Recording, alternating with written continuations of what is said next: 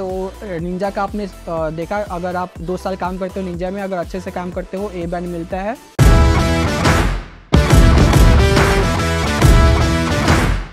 कैसा क्या है पब्लिक, कैसे हो आप लोग। तो आज मैं बात करने वाला हूँ टीसीएस के सैलरी स्ट्रक्चर के बारे में। आज मुझे हो गए हैं 2 साल टीसीएस में, तो मैं उसके अकॉर्डिंग अप्रेजल प्रोसेस कैसे होता है, आप सैलरी स्ट्रक्चर कितना एक्सपेक्ट कर सकते हो 2 साल में, वो मैं आपको बताने वाला हूँ। तो देखो 10 साल पहले भी जो आपका निंजा का पैकेज था वो 3.36 था, आज भी 3.36 है, 10 साल बाद भी हो सकता है 3.36 ही रहेगा। तो वो मुझे पता नहीं, थोड़ा अजीब ही लगता है कि पैकेज बढ़ता क्यों नहीं है इस चीज़ में फ्रेशर के लिए, बट अब कुछ नहीं कर सकते हैं, जो है वो है।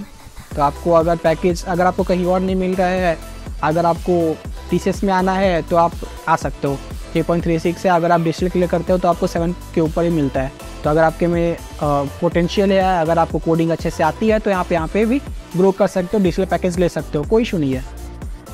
तो जब आप एनक्यूटी एग्ज़ाम देते हो तो उसमें आपको 2 कोडिंग क्वेश्चन रहते हैं, अगर आप वो 2 कोडिंग क्वेश्चन क्लियर करते हो तो आपको डिजिटल का पैकेज मिल जाता है जो अराउंड 7 LPA के प्लस होता है। अगर आप नहीं कर पाते हो 2 कोडिंग क्वेश्चन क्लियर तो आपको निंजा पैकेज मिलता है, उसमें 3.36 का सैलरी होता है।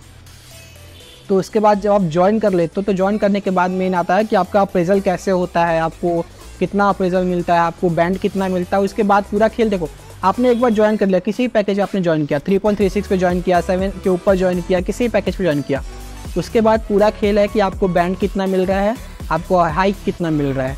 तो उसके बाद मैं आपको बताता हूँ कि निंजा, अगर आप निंजा पे ज्वाइन करते हो, पहले निंजा की बात करते हैं।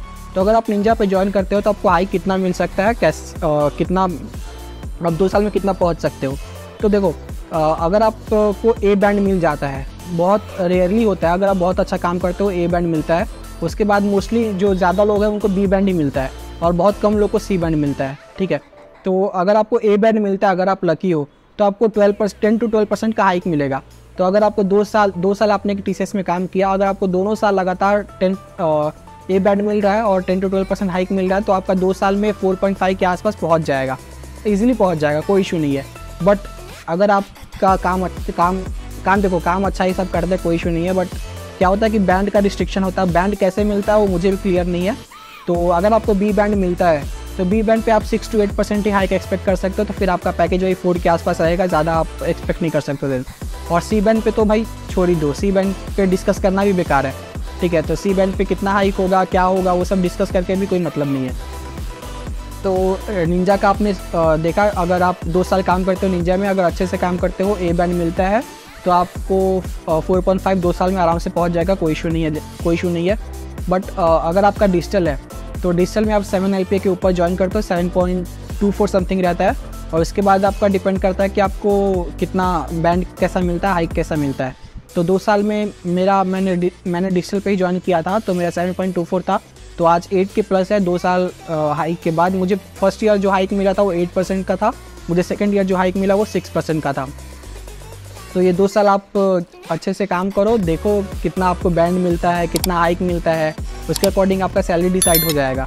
तो आप ट्राई करो ग्रो करने का, आप अच्छे से काम करो, आप मैनेजर से भी अच्छा कांटेक्ट रखो, मतलब उनसे कांटेक्ट, मतलब ऐसा कुछ नहीं, बैक एंड से मतलब अच्छे से उनसे आप डील करो, अच्छे से उनसे अपना अच्छे से बना के रखो।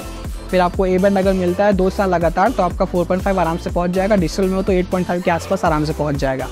तो उसके बाद देखो, एक बार ज्वाइन कर लिया उसके बाद पूरा ग्रोथ पे ही है कि आप काम कैसा कर रहे हो, आपको बैंड कैसा मिल रहा है, आपका हाइक कैसा है।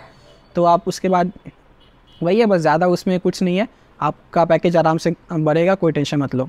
चलो फिर वीडियो को यहीं पे ख़त्म करते हैं। अगर आपको कुछ भी डाउट हो तो आप डिस्क्रिप्शन में अपना इंस्टाग्राम ID मेंशन कर रहा हूँ, आप वहाँ पे मुझसे DM करके पूछ सकते हो।